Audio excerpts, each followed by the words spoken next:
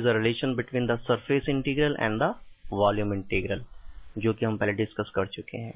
Statement: if f is a vector point function having the continuous first order partial derivatives in the region V is the volume for the region bounded by the closed surfaces S, then mathematically we can write that here double integral along the surface S f dot n cap ds is equals to triple integration along the volume V divergence of the vector f dv. So this is your Gauss divergence theorem. Same अगर हमें evaluate करना है question में तो हम कोई भी एक साइड लेके कर सकते हैं और बेस्ट रहेगा कि हम राइट हैंड साइड लें, और अगर हमें वेरीफाई करना है तो हमें दोनों साइड लेके चलना पड़ेगा और दोनों की वैल्यू को इक्वल शो करना होगा. तो हम कह सकते हैं Gauss divergence theorem is satisfied और verified. Now we have taken the question. Verify the divergence, or you can say Gauss divergence theorem, given that vector f is this one and S is the surface of the cube bounded by the planes x is equal to 0, x is equal to 1, y is equal to 0, y is equal to 1, z is equal to 0 and z is equal to 1. Okay, तो इसमें देखिए verify word आ रहा है, इसलिए हम left hand side और right hand side दोनों लेके चलेंगे और दोनों ही साइड को बराबर शो करेंगे. तो हम कहेंगे डाइवर्जेंस थ्योरम इज वेरीफाइड.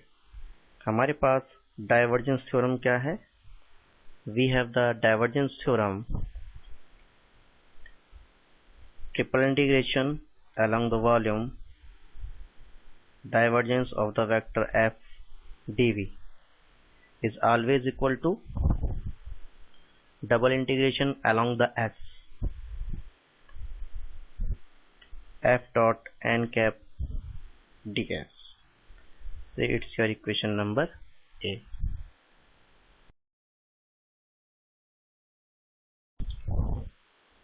तो देखिए जो कंडीशन हमें क्वेश्चन में गिवन है उसके अकॉर्डिंग एक क्यूबिकल शेप है जो कि डिफरेंट प्लेन से बाउंडेड होती है. For example this is the plane.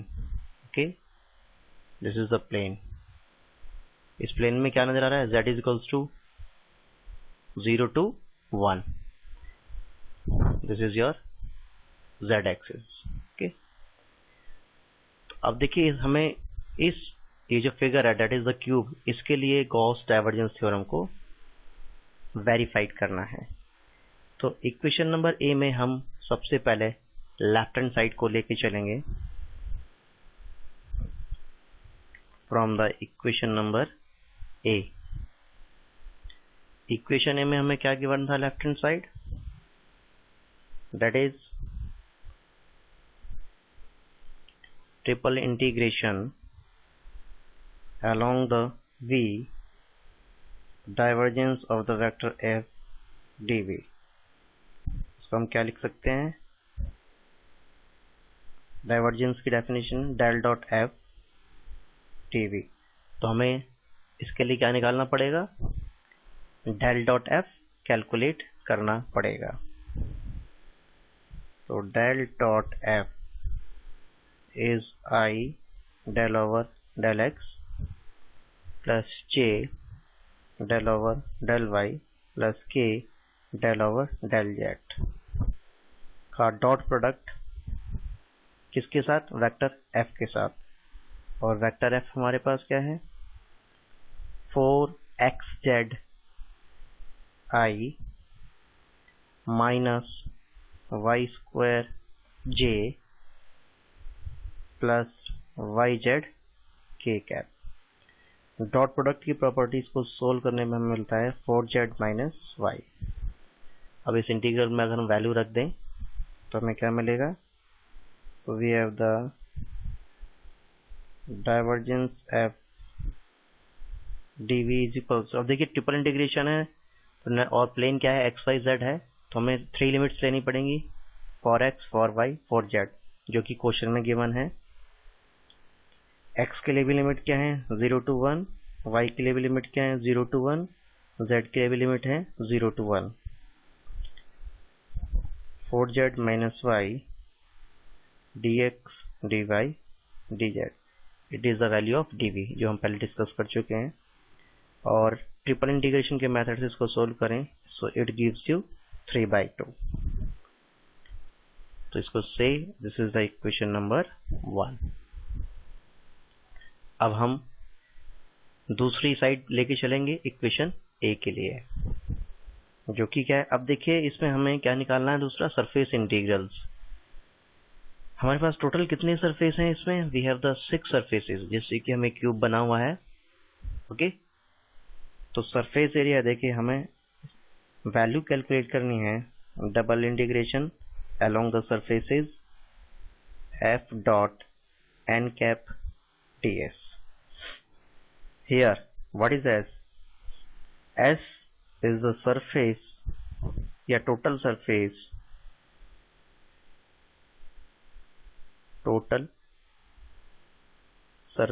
of cube।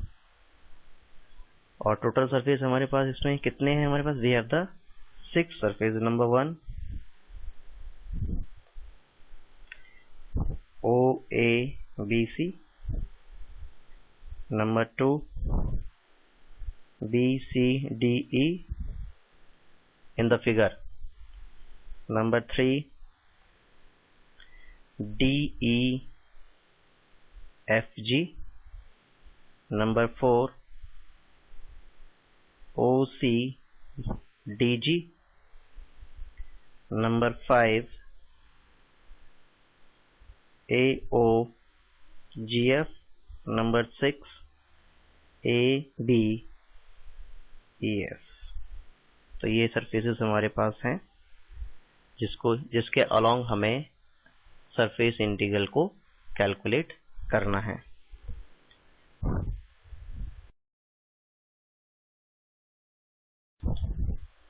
अब जो हमारे पास ये 6 सरफेसेस हैं, इसके लिए हम कुछ कंसीडर करके चल रहे हैं।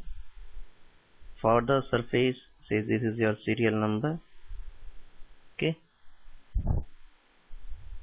this is the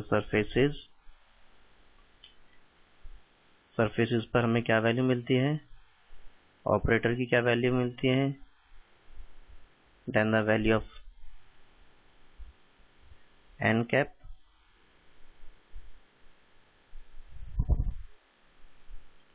and this is ds।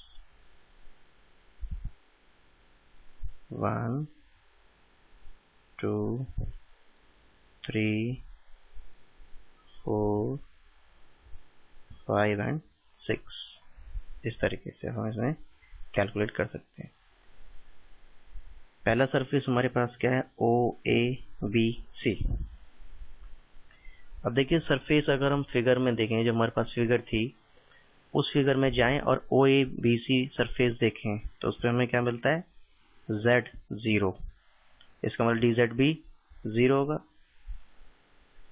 अब देखिए इसमें हम एक चीज और डायरेक्ट कैलकुलेट कर सकते हैं, OABC में Z प्लेन नहीं है, इसका मतलब XY प्लेन होगा। और अगर XY प्लेन है तो हम n कैप की वैल्यू डायरेक्ट निकाल सकते हैं। n कैप क्या होगा, XY प्लेन के परपेंडिकुलर जो एक्सिस है दैट इज Z, उसके पैरेलल यूनिट वेक्टर होगा, और वो क्या होता है हमारे पास k कैप। हमें एक चीज का और ध्यान रखना है, जिस सरफेस में, मैं इस पर अटेंशन पे करूंगा, अभी अटेंशन, जिस सरफेस में हमारे पास सेंटर इंक्लूड होगा उसमें यूनिट वेक्टर हमेशा नेगेटिव होगा। यूनिट वेक्टर हमारे पास क्या होगा, नेगेटिव। ओके, अब क्योंकि Z 0 है या Z प्लेन नहीं है, तो इसमें ds हमारा कितना हो जाएगा, dx dy। For example XY plane है, हमारे पास क्या है, हमने शुरुआत ली है XY प्लेन से, तो XY प्लेन पे क्या होगा, Z is equals to 0, that's why dz is also equal to 0। और ds हमारे पास कितना हो जाएगा, dx dy over n cap dot k cap, और यहाँ पर n कैप भी निकाल सकते हैं हम, dx dy। जब ये भी बताया, जब dx यानी x और y एक्सिस हैं तो उसके परपेंडिकुलर होगा z एक्सिस, और z एक्सिस के पैरेलल वेक्टर क्या होगा, that is unit vector k। तो हम n कैप को क्या लिख सकते हैं यहाँ पर, k कैप।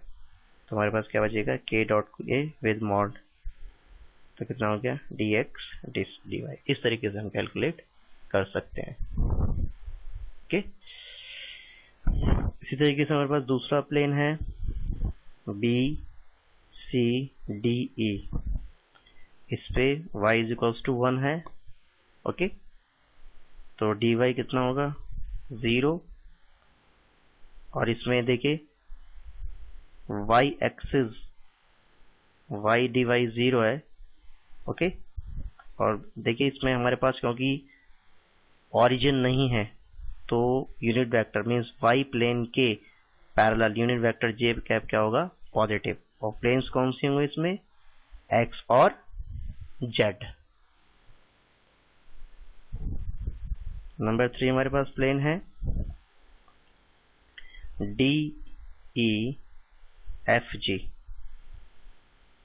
जिस पर कि z1 है, तो dz 0 हो जाएगा। और इस प्लेन में हमारे पास कौन कौन से एक्सिस होंगे, x एंड y। ओके, और हमारे पास क्योंकि इसमें ओरिजिन नहीं है तो यूनिट वेक्टर k पॉजिटिव होगा। फोर्थ ओ सी डी जी पर x 0 है तो dx भी क्या होगा 0। अब इस प्लेन में क्या क्या होंगे, yz एक्सिस होंगे, मीन्स ds dy dz, और क्योंकि इसमें सेंटर शामिल है तो यूनिट वेक्टर होगा नेगेटिव i कैप। फिफ्थ है हमारे पास ए ओ जी एफ, इस पर भी क्या है देखिए x 0, इस पे हमारे पास क्या मिलता है, y इज इक्वल्स टू 0 है इस पे। Check it out, A O G F, इसमें x प्लेन है z प्लेन है, तो y इसमें नहीं है, तो y की वैल्यू 0 है, तो dy भी 0 होगा, माइनस j यूनिट वेक्टर होगा, और प्लेन में ऑपरेटर में क्या होंगे dx dz। 6 प्लेन हमारे पास है, that is A B E F. A B E F में हमारे पास क्या क्या है, z और y है, और इसमें x 1 है, तो dx 0 होगा, और यूनिट वेक्टर हमारे पास होगा i कैप, और प्लेन में कौन कौन से ऑपरेटर होंगे, dy और dz, which is equal to ds। तो देखिए अब हम कैलकुलेट कर रहे हैं double integration surface S F dot N cap ds। S हम पहले ही कह चुके हैं, S is the combination of 6 surfaces. तो हम पहला जो सरफेस ले रहे हैं वो किसके लिए ले रहे हैं, for O A B C.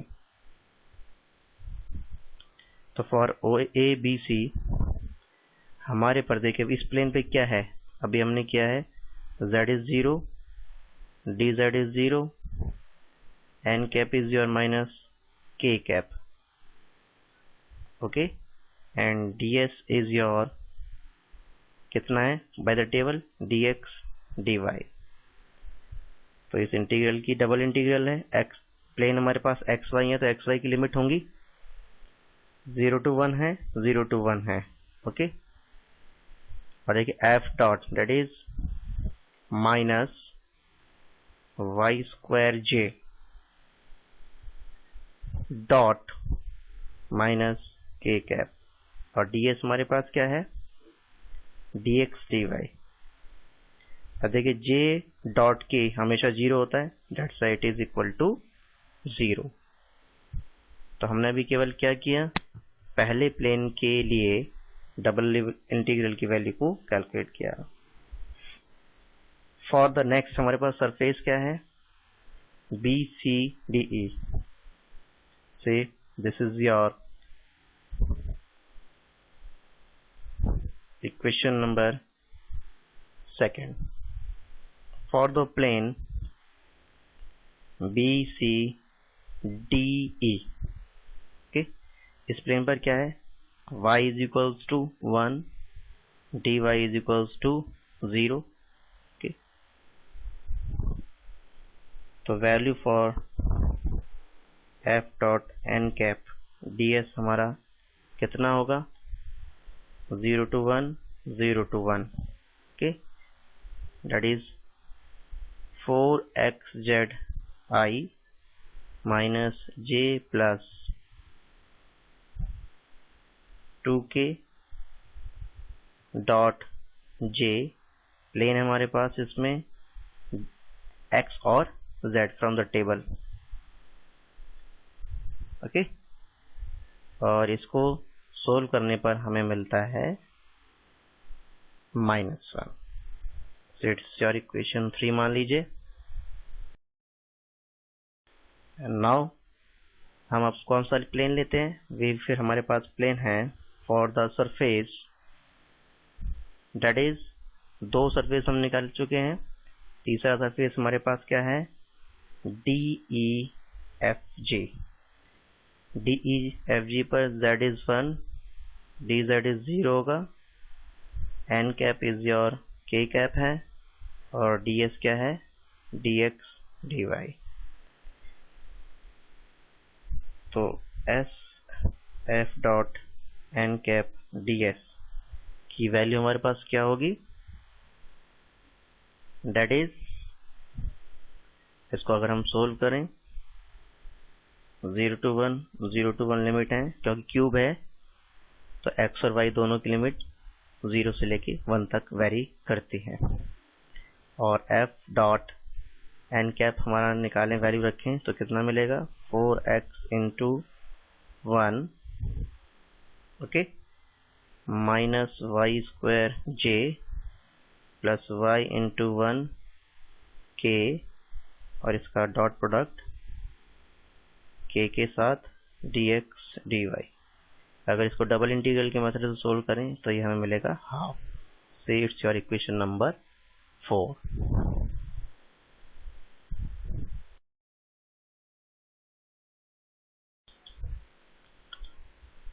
Next plane हमारे पास है और नेक्स्ट सरफेस हमारे पास है for the surface OCDG। From the table x is 0, dx is 0, n cap हमारे पास है माइनस i कैप, और ds हमारे पास है dy dz, ओके। तो हमारे पास double integral S F dot N cap ds की वैल्यू कितनी हो जाएगी, ये वैल्यूज अगर हम लेके चलें, लिमिट 0 to 1, 0 to 1, क्योंकि x y z दोनों 0 से लेके 1 तक वेरी करते हैं, ओके। और अंदर क्या मिलेगा, 0 i minus Y square j plus Y Z K dot Y Z K का dot product minus I T Y D Z, okay. J के साथ आई डॉट और के साथ आई डॉट हमेशा 0 वैल्यू देता है, तो पूरे इंटीग्रल की वैल्यू कितनी होगी, 0। से this is your 5th one. Next हम दे रहे हैं सरफेस और फॉर प्लेन और सरफेस AOGF। इस पर क्या है हमारे पास, y is equals to 0, that's why dy is 0, n cap is your minus j, और ds है dx dz। तो ये वैल्यू हमें टेबल से मिलती हैं, ओके। और इंटीग्रल हमारे पास S F dot N cap D S कितने के बराबर होगा? Limit 0 to 1 0 to 1 4x zi with a dot product minus j dx dz I का j के साथ dot product 0, that's why integral is equals to 0. Say this is our 6-1 relation. Next हमारे पास plane है और सरफेस है for ABEF. Okay, ABEF में क्या है? x is 1, that's why dx is 0, n cap is your I cap, and we have that ds is equals to dy dz. Then s f dot n cap ds हमारे पास क्या होगा? It has a value 0 to 1 0 to 1 4zi minus y square j plus yz k का dot product I के साथ, that is dy dz, और इसका solution में मिलेगा 0 to 1 0 to 1 4z dy dz, और इसको सोल्व करने पर हमें मिलेगा 2. ओके, से this is your 7. Adding the relation number 2 3 4 5 6 and 7th one.